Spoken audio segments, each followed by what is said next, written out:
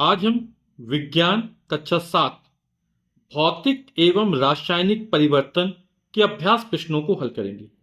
पहला प्रश्न कह रहा है, सही विकल्प को छांटकर अपनी अभ्यास पुस्तिका में लिखिए। भौतिक परिवर्तनों में पदार्थ के अणुओं में परिवर्तन होता है, पदार्थ के अणुओं में कोई परिवर्तन नहीं होता है, नया पदार्थ बन जाता है, कोई परिवर्तन नहीं होता है। तो जो नया पदार्थ बनता है वो रासायनिक परिवर्तन बदलता है। ठीक है, पदार्थ के अणुओं में कोई परिवर्तन नहीं होता भौतिक परिवर्तन के अंतर्गत। ठीक, अब परिवर्तन है तो कुछ ना कुछ तो परिवर्तन होगा, है ना। भौतिक परिवर्तन कहते किसे हैं? भौतिक परिवर्तन में पदार्थ का रूप बदल जाता है परंतु कोई नया पदार्थ नहीं बनता है।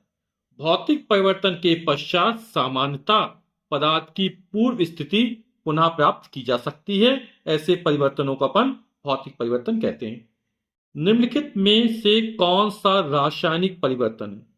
कोयले को पीसकर पाउडर बनाना, तो कोयले के गुण मौजूद रहेंगे, है ना, चाहे कोयला चाहे कोयले का पाउडर हो। कागज के बड़े टुकड़े को छोटे छोटे टुकड़ों में बांटना, तो चाहे छोटे टुकड़े कर दो चाहे जितने छोटे, उसमें कागज के गुण थोड़े बदल जाएंगे। कागज का जलना, जब कागज जल जाता है तो उसके गुण बदल जाते हैं ना। तो कागज के जलना क्या होता है? रासायनिक परिवर्तन होता है। अब कागज एक बार जल गया तो हम उससे पुनः कागज नहीं बना सकते। तो रासायनिक परिवर्तन किसे कहते हैं? रासायनिक परिवर्तन में एक या एक से अधिक नया पदार्थ बनता है जिसे हम पूर्व स्थिति में प्राप्त नहीं कर पाते हैं। ऐसे परिवर्तन को अपन रासायनिक परिवर्तन कहते हैं। प्रश्न संख्या 2 है, रिक्त स्थानों की पूर्ति कीजिए। गर्म करने पर लोहे का लाल होना परिवर्तन है, तो गर्म करोगे लोहा लाल हो जाएगा, ठंडा करो फिर उसी रंग में आ जाएगा। तो कौन सा परिवर्तन? भौतिक परिवर्तन है। भौतिक परिवर्तन में वस्तु के गुण बदल जाते हैं।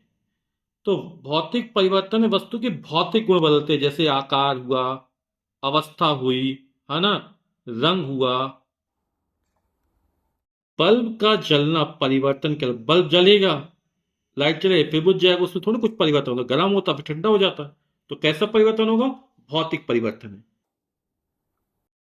चीनी गर्म करना परिवर्तन, चीनी के गर्म करोगे तो चीनी गुण बदल जाएंगे। चीनी का उसका शरबत बनाओ, है ना, घोलो, तो भौतिक परिवर्तन। लेकिन गर्म कर दो तो रासायनिक परिवर्तन कहलाएगा ये। ऐसे परिवर्तन जिनमें नए पदार्थ बनते हैं कौन से परिवर्तन कहलाते हैं? रासायनिक परिवर्तन कहलाते हैं।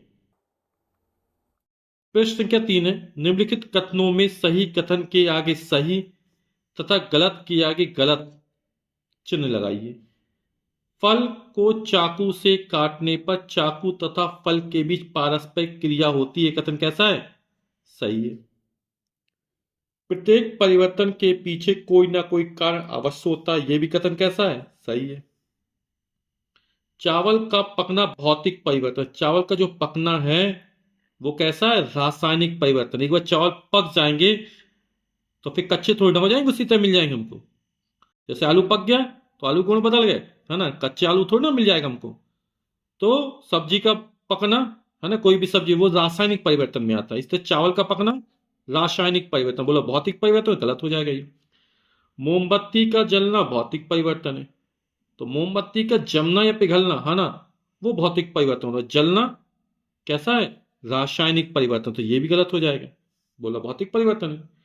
कागज का जलना रासायनिक परिवर्तन, ये बिल्कुल सही है, क्योंकि कागज जल जाएगा तो एक बार पुनः कागज हमको उसी तरह प्राप्त नहीं हो पाता है। प्रश्न संख्या 4 है, निम्नलिखित प्रक्रमों के अंतर्गत होने वाले परिवर्तनों को भौतिक अथवा रासायनिक परिवर्तन के रूप में वर्गीकृत कीजिए। कोयले का जलना कैसा है? रासायनिक परिवर्तन है। एल्युमिनियम के टुकड़े को पीट कर उसको पतला बनाना, तो कागज के टुकड़े करना या किसी धातु के टुकड़े करना या उसको पीट कर पतला करना, ये सब भौतिक परिवर्तन में आता है। तो किसमें आ जाएगा? भौतिक परिवर्तन में। भोजन का पाचन, है ना, अपन लोग खाते कुछ और निकलता कुछ और है ना, तो भोजन का पाचन कैसा होगा? रासायनिक परिवर्तन होगा। जल में शक्कर को घोलना, तो जल में शक्कर घोलना तो शक्कर के गुण नहीं बदलते, है ना, तो कैसा परिवर्तन होगा? ये भौतिक परिवर्तन होगा।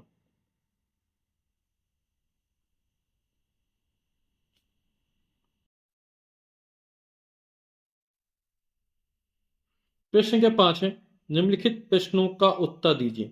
परिवर्तन कितने प्रकार के होते हैं? तो अपने पिछली कक्षा में बहुत सारे परिवर्तन पढ़े थे, है ना? अनुकूल परिवर्तन, प्रतिकूल परिवर्तन, है ना? मंद परिवर्तन, तीव्र परिवर्तन, जटिल परिवर्तन, प्रत्यावर्तित परिवर्तन, अप्रत्यावर्तित परिवर्तन, बहुत सारे। लेकिन इन सब में मुख्यतः जो परिवर्तन होते हैं व्यापक रूप से वो दो प्रकार के होते हैं। एक होता है भौतिक परिवर्तन और दूसरा होता है रासायनिक परिवर्तन।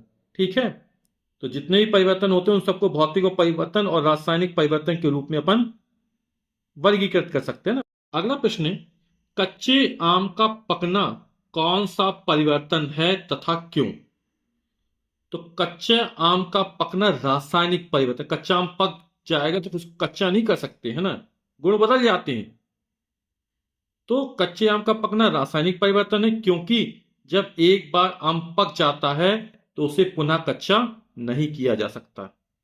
अगला प्रश्न है, भौतिक तथा रासायनिक परिवर्तन के अंतर को उदाहरण सहित लिखिए। तो ये भौतिक परिवर्तन और रासायनिक परिवर्तन अंतर आपकी किताब में दिया गया है ना। तो पहले परिभाषा लिख देंगे, भौतिक परिवर्तन किसे कहते हैं, रासायनिक परिवर्तन किसे कहते हैं। ठीक, फिर भौतिक परिवर्तन में कोई नया पदार्थ नहीं बनता है, रासायनिक परिवर्तन में परिवर्तन के पश्चात नया पदार्थ बनता है ना। जैसे कागज जल गया तो क्या हो गया, राख मिल गई कागज की, नया पदार्थ बन गया।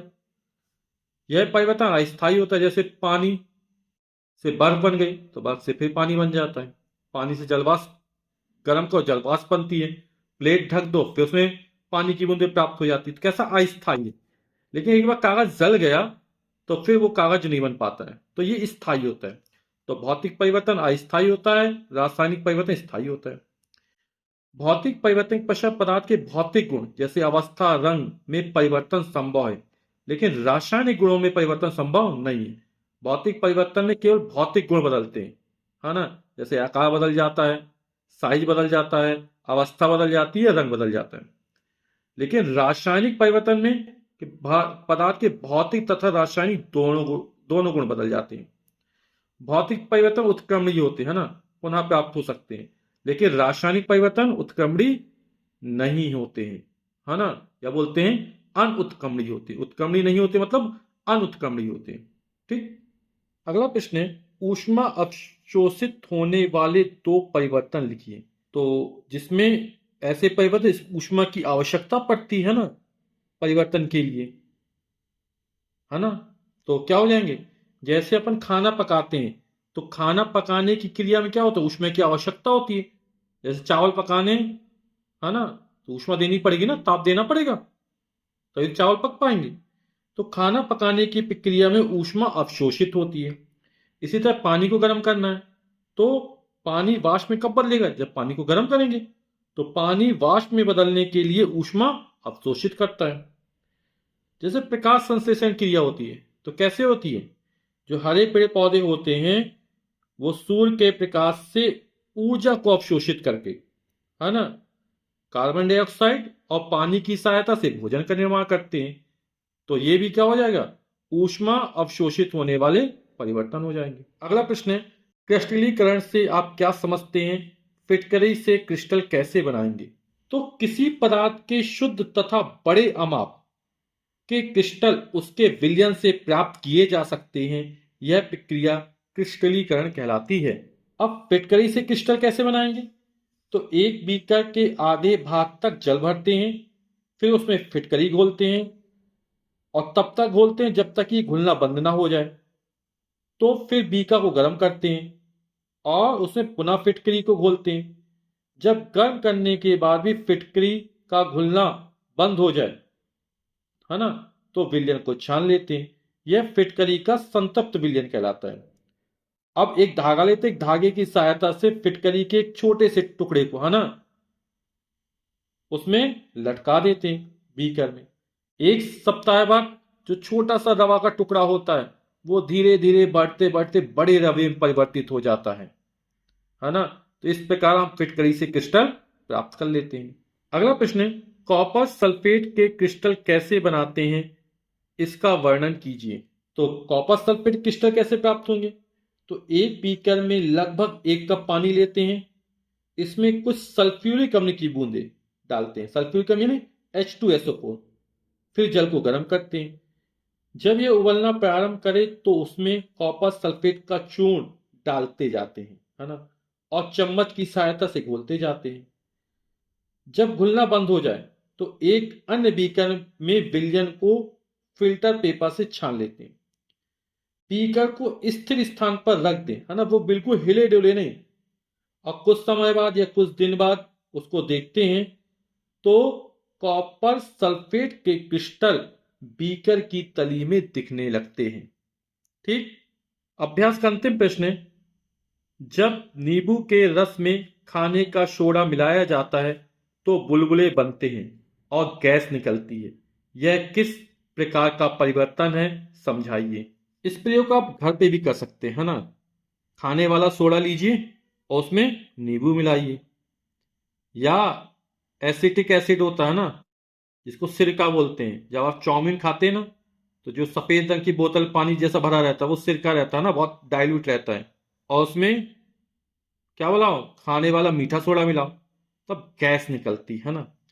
तो जब नींबू के रस, यानी नींबू का रस कैसा अम्ल है, स्वाद में कैसा खट्टा है, में खाने का सोडा यानी क्षार मिलाया जाता है तो अम्ल और क्षार क्रिया होगी तो कार्बन डाइऑक्साइड CO2 गैस निकलती है। यह एक रासायनिक परिवर्तन है क्योंकि अम्ल तथा क्षार की क्रिया से एक नया पदार्थ बनता है। तो नींबू का रस अम्ल है, खाने का सोडा क्षार है, क्या बनता है, लवण बनता है, जल बनता है और कार्बन डाइऑक्साइड गैस निकलती है। ठीक है। तो इसका एक प्रयोग मैंने दिखाया, उसकी वीडियो की लिंक आपको डिस्क्रिप्शन बॉक्स में मिल जाएगी।